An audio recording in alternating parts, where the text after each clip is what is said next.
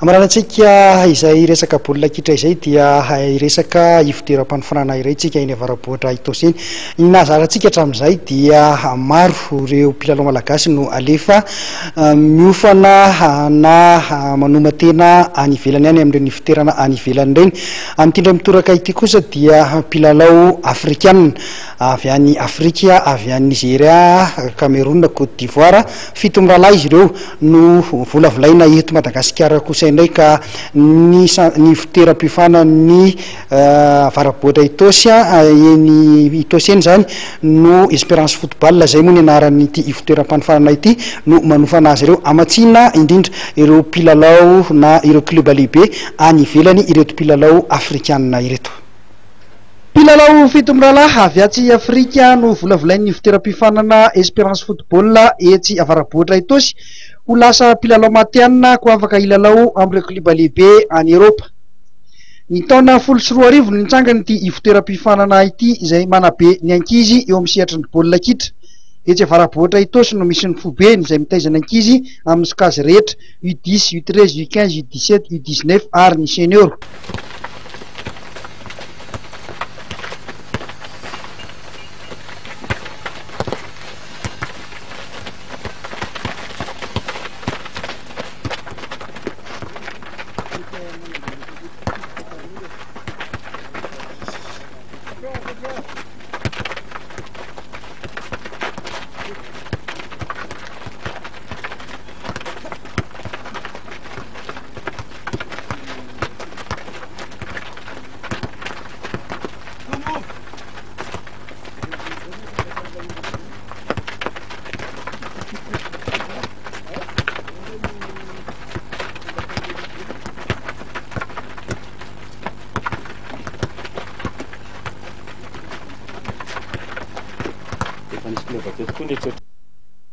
Targetra ny sekoly taorin'ny foronany amatsy mpilalao araka ny filan'ireo club lehibe any ivelany. Araka izany dia manana fifandraisana sy fiaramiasa amin'ireo fitoeram-piofanana manerana ny Afrika ny Espérance football etsy avaraboatra Itosy.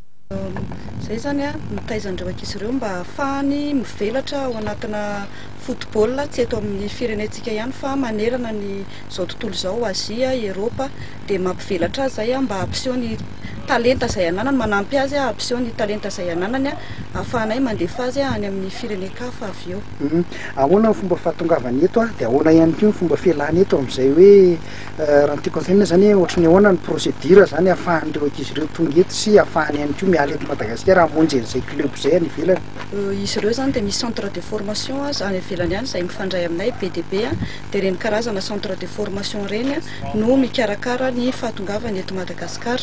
Dia rehefa avy eo rehefa hita zany izy fa hoe efa mahafeny tsara ny fepetra izay takiana aminy amin'ny sehatra na filalaovana baolina dia ny centre de formation hafa mitoerakafa indray no mikarakara ny taratasy fandehanany sy ny billet-ny sy ny rehetrarehetra momba azy mba handehanany mifindra amina centre hafa any ivelany.